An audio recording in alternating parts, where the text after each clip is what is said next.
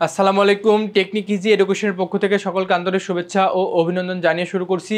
আমি মোহাম্মদ মনিরুল ইসলাম চলে আসলাম তোমাদের অর্থাৎ নবম দশম শ্রেণী এবং যারা 2026 সালে মানবিক বিভাগ থেকে এসএসসি পরীক্ষায় অংশগ্রহণ করবা তাদের জন্য আমি মূলত এখন তোমাদের 13 অধ্যায় টাইপ 7 নিয়ে আলোচনা করব। তো টাইপ 7-এর নাম হচ্ছে জাতীয় স্মৃতিস্তম্ভ। ঠিক আছে, জাতীয় স্মৃতিস্তম্ভ। দেখো এর মধ্যে 70 নম্বর কোশ্চেন দিয়ে শুরু করি।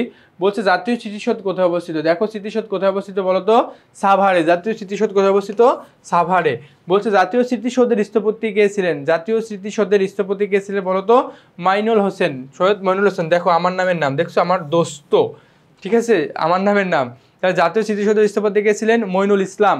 এরপর দেখো 72 বলছে জাতীয় স্মৃতিসৌধ কাদের স্মরণে নির্মাণ করা হয়েছে? জাতীয় স্মৃতিসৌধ কাদের স্মরণে? বুদ্ধিজীবীদের, যুদ্ধহত মুক্তিযুদ্ধের, ভাষা শহীদদের, নাম না জানা শহীদদের। হ্যাঁ, ওখানে নাম না জানা শহীদদের ট্রিবিউট বা সম্মান করার জন্য এটা নির্মাণ করা হয়েছে। ঠিক আছে, এরপর 73 নম্বর দেখি। এরপরে 73 নম্বর দেখি আমরা। এরপর 73 বলছে যে স্মৃতিসৌধ তৈরি করার কারণ কি। দেখো বলছে স্মৃতিসৌধ তৈরি করার কারণ কি? বাঙালি গৌরব ও মর্যাদার প্রতীক, দেশের সৌন্দর্য বৃদ্ধি করার জন্য, স্বাধীনতা দিবস উদযাপন করার জন্য, না শুধুমাত্র ভাষা শহীদদের স্মরণ করার লক্ষ্যে। দেখো 73-এর এটা কোনোটাই হচ্ছে না। দেখো বাঙালির গৌরব মর্যাদার প্রতীকের জন্য, এটা বাঙালির গৌরব এবং মর্যাদার প্রতীক হিসেবে তৈরি করা হয়েছে। এরপর 74 নম্বরটা দেখো বলছে অপরাজয় বাংলা নির্মাণের যথার্থ কারণ কি? অপরাজয় বাংলা নির্মাণের ছাত্রদের গৌরবময় ত্যাগকে স্মরণীয় করে রাখা। হ্যাঁ, ছাত্রদের গৌরবময় অর্জনকে বা ত্যাগকে স্মরণীয় করে রাখা। ঠিক আছে, এরপর 75 নম্বরটা দেখি। বলছে মুজিবনগর স্মৃতিসৌধের স্থপতির নাম কি? বলছে মুজিবনগর স্মৃতিসৌধের স্থপতির নাম কি বলতো? মইনুল হোসেন না, এটা হচ্ছে স্মৃতিসৌধ বলতে সৈয়দ আব্দুল খালিদ না, হামিদুর না, হামিদুর রহমান না, তানভীর করিম। কি? তানভীর করিম। ঠিক আছে, মুজিবনগর স্মৃতিসৌধের স্থপতির নাম কি? তানভীর করিম। ঠিক আছে, এরপরে 76 নম্বর দেখো বলছে বুদ্ধিজীবী স্মৃতিসৌধের স্থপতিকে। 76 বলছে বুদ্ধিজীবী স্মৃতিসৌধের স্থপতি কি? হামিদুর রহমান না, মৃণাল হক না, মইনুল হোসেন না, কারণ মইনুল হোসেন কি জাতীয় স্মৃতিসৌধের। তারপরে মোস্তফা আলী কুদ্দুস। ঠিক আছে, মোস্তফা আলী কুদ্দুস। তাহলে 76-এর আনসার হচ্ছে ঘ। এরপর 77 দেখো বলছে 1971 সালে পাকিস্তানি হানাদার বাহিনী বাঙালি জাতিকে মেধাশূন্য। দেখো 77 নম্বর আবার একটু পড়ি আমরা। বলছে 1971 সালে পাকিস্তানি হানাদার বাহিনী বাঙালি জাতিকে মেধাশূন্য করতে করতে কত তারিখে বুদ্ধিজীবী হত্যা চালায়? দেখো বুদ্ধিজীবী হত্যা চালায় কত তারিখে বলতো? 14 ডিসেম্বর। ঠিক আছে, 14 ডিসেম্বর এটা বুদ্ধিজীবী দিবস হচ্ছে। ঠিক আছে, এরপরে দেখো 78 নম্বর। 78 নং বলছে কবে শিক্ষা চিরন্তন স্থাপন করা হয়? কবে শিক্ষা চিরন্তন স্থাপন করা হয় বলতো?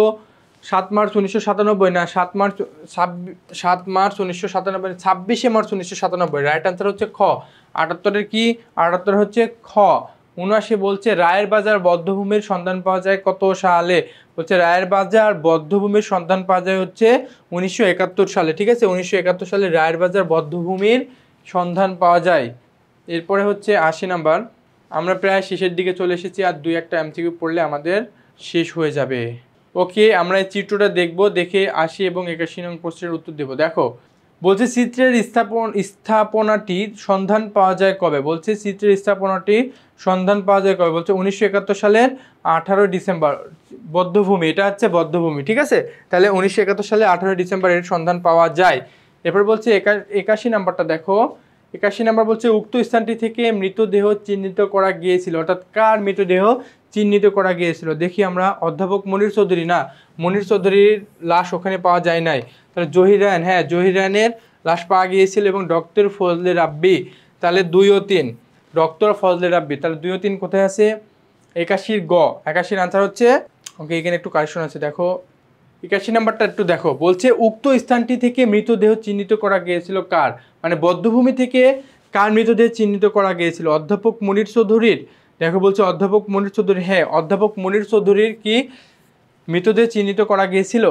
এরপর বলছে জহির রায়হানের না, জহির রায়হানের কি? জহির রায়হানের মৃতদেহ চিহ্নিত করা যায়নি। এরপর বলছে ডক্টর ফজলে রাব্বি, হ্যাঁ ডক্টর ফজলে রাব্বি। 1 ও 3। 81-র আনসার হচ্ছে 1 ও 3।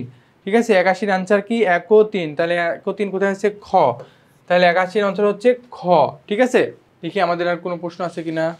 না, আমাদের আর কোনো প্রশ্ন নেই। অর্থাৎ আমাদের তোমাদের যত পড়া ছিল সব শেষ হয়ে গেছে। ঠিক আছে, যত পড়া ছিল সব শেষ।